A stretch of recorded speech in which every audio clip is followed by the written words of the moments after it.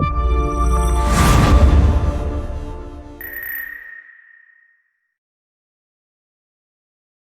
everyone, hope you're doing well. It's Andy here from Wearside Youth for Christ. This is Lauren and this is Laura, and we're here for the second virtual assembly of this school year.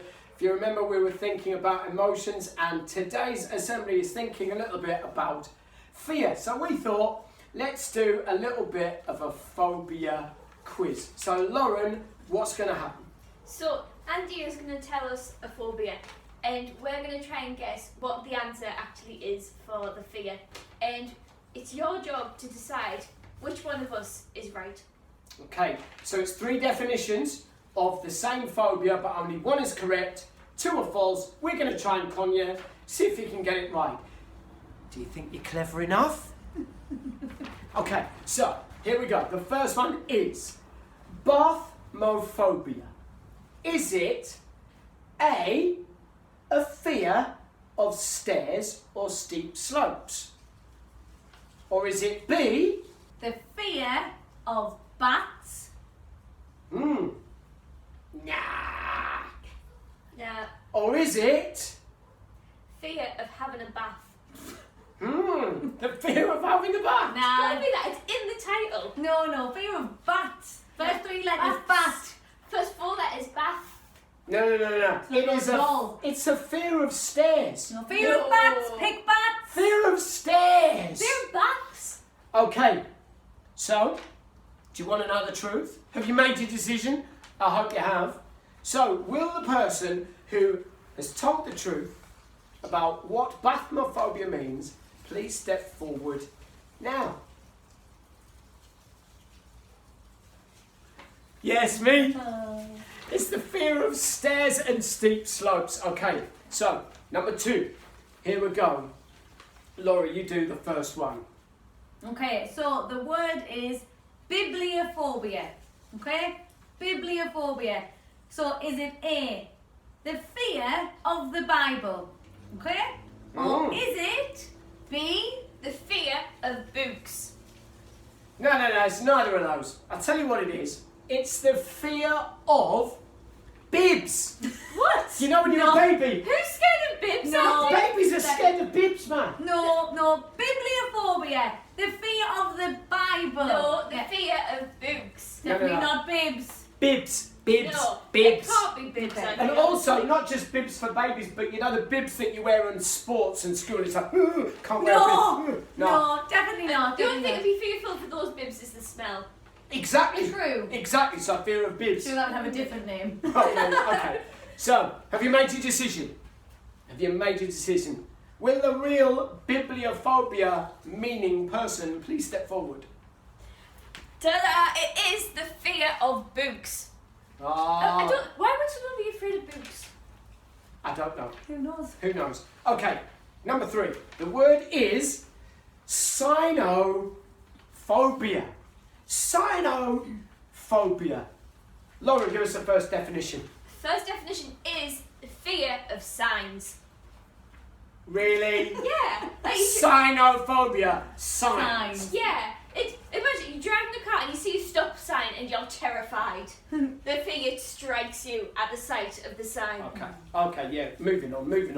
Lauren, what's your one then? No. Cynophobia is the fear of dogs. Okay? No. Yes, absolutely. No, it's the fear of dogs. They're called canines. That sounds nothing like cynophobia. No, I promise you need to listen to us on this one. Fear of dogs. Okay, hold on a minute. It is the fear of cats. No, you can't just because I pick dogs, you can't just pick cats. It's You know how it works, the fear of cats, I'm telling you. Not the fear. That's the fear of signs. It's in No. the name. Cynophobia. No, fear of dogs. Well, tell you what then. Somebody's ringing in with the answer. No, they're not. They're going to get it wrong.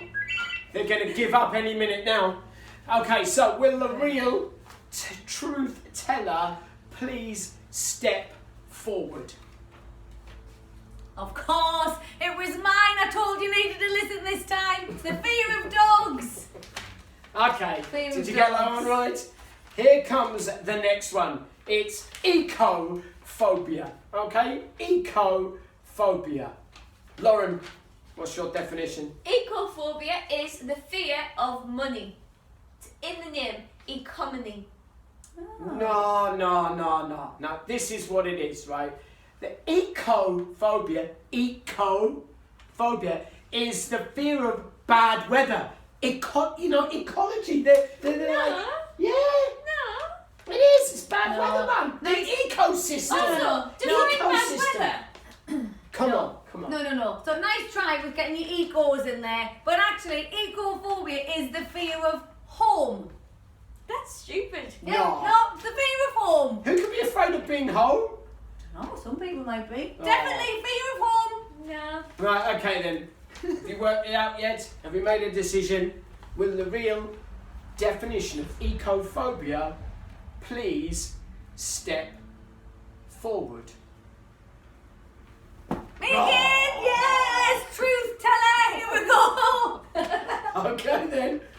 Here it goes for the next one. Heliophobia.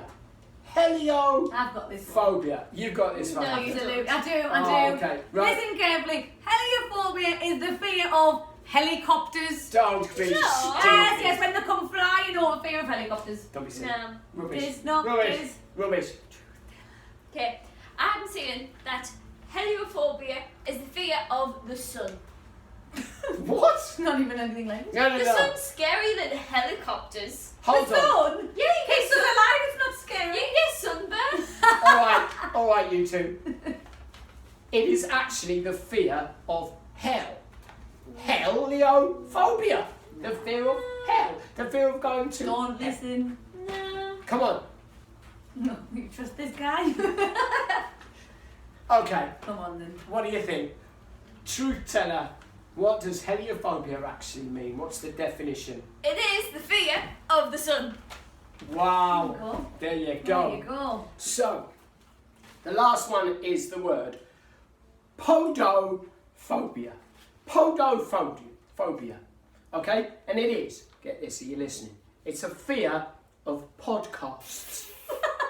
The only person with that fear, Andy, is you. Well, fair enough. I have a fear of all technology, not just podcasts. I'm old. I can't cope. No. Anyway, it's a fear of podcasts. Definitely not, nah. No. And I'm not going to pronounce it podophobia, because if you pronounce it podophobia, makes more sense because it's actually the fear of pea pods. No. What? Yes, loads of people don't like to eat them. It's the fear of pea pods. You know who you are. Yep. Just because you don't like something doesn't mean you're scared of it. No, that's definitely what it is. No, you are completely wrong, because I promise you 100% it is the fear of feet. I wondered why there was a smell in here. Oh, cheese. Now it smells like me. Okay, so it's a Pea pods. fear of No. Feet? podcasts. No. Okay, will the real truth teller step forward? It's the fear of feet. Ah, Well okay. done. So there you go. Did you know your fears? In a minute, we're going to share with you a little thought, but we'll see you soon. One of my favourite songs to sing starts with the lyrics, I was scared of dentists and the dark. I was scared of pretty girls and starting conversations. Now that might seem like a really weird start to a song, but I really love this song, partly because I relate so much. I am absolutely terrified of the dentists to start with. And also, I remember vividly when I was younger being scared of the dark.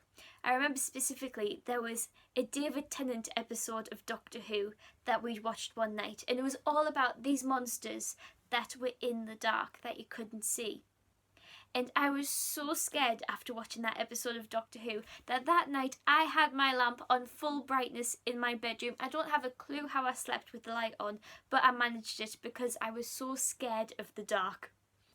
And even that night, I was scared of pretty girls and starting conversations. I don't know about you, but I know there's been times where I've seen someone and I've thought, they're too pretty, they're not going to like me. It's not even worth starting a conversation with them because I just felt intimidated by how they looked. They might have been an absolutely lovely person, but I felt scared and intimidated to go start a conversation. Sometimes starting a conversation is the most terrifying thing in the world because you have no idea who that person is. If you're making a new friend, whether you're just starting school or if there's a new person in your class, starting a conversation with someone that you don't know can be a really scary thing. So today I'm going to talk about a guy called Jonah in the Bible. Now, Jonah's story isn't a very long one and you may have heard it before. God asked Jonah to go to a place called Nineveh and to preach against the people there because they were wicked. And when the Bible says people are wicked, that usually means they're doing absolutely horrible things. But Jonah looked at the people at Nineveh. He knew about them. He thought, nah, no chance. They're big, they're scary, they're ruthless. If I go there, that could be the end of my life. I'm not doing that. And he literally ran in the other direction, got on a boat and sailed away, getting as far away from Nineveh as he possibly could. But then there was a big storm on the ship. And in the end, they went round the ship to find out who it is that had caused this storm, thinking that this storm must be because God is angry at someone. And they got to Jonah, and Jonah was honest and he told them that he'd ran away, that he'd done the opposite of what God had told them to do. So in the end, it was agreed that Jonah would be thrown off the boat to spare the life of everybody else. But that's not the end, because then a massive fish came and ate Jonah. Jonah wasn't dead though, but the fish saved Jonah from drowning essentially. In that fish, Jonah prayed and he talked to God. And then 3 days later, the fish threw him up on a beach in Nineveh. And this time round, Jonah actually did what God had asked him to do. And he went and he told the people, look, what you're doing, it's not on. God's not happy with yous. And you need to say you're sorry and stop doing what you're doing. If not, you're going to regret not doing that. And they did. They turned around, they asked for God's forgiveness, and they lived life in a better way. Why am I telling you this today? Well, for Jonah, when he first heard that mission that he was given, he literally ran in the opposite direction. And when we're afraid or in tense situations, our anxiety kicks in, and what happens is we have fight or flight symptoms, and it's either we're like, right, we're going to fight our way out of it, or right, we're going to run away from this problem. And those are amazing things that are built inside of us that actually help us keep alive in certain situations, where if there's a fight, it makes us fight even better. If there's danger to run away from, it makes us run even faster. And Jonah had this scary situation and literally ran away from it. He fled from that situation. But then he had a second chance to go back and try and do it the right way.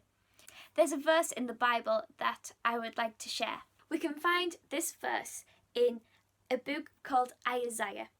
And it's Isaiah 43 verse 1. And it says, do not fear, for I have redeemed you. I have summoned you by name, you are mine.